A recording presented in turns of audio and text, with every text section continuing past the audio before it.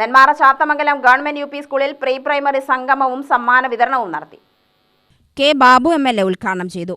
നിങ്ങളിവിടെ വരുന്നത് അക്ഷരം പഠിക്കാനും എഴുതാനും വായിക്കാനും പഠിക്കാനും അല്ല. ഈ പ്രായത്തിലൊന്നും പഠിപ്പിക്കാനും പാടില്ല.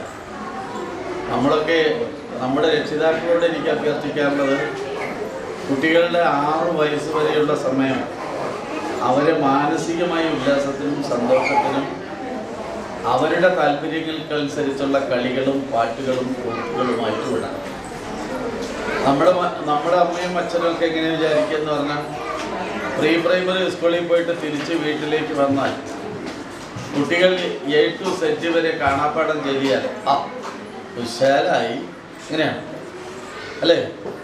അതുപോലെ തന്നെ 100 വരെ ചൊല്ലിയ അതിനേക്കാൾ ഗംഭീരമായി.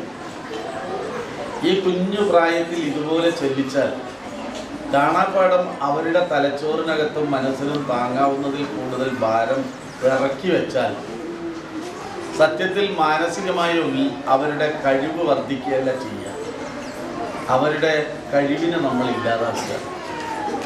പാഠ്യേതര വിഷയങ്ങൾക്കുള്ള സമ്മാന വിതരണവും ഉണ്ടായിരുന്നു.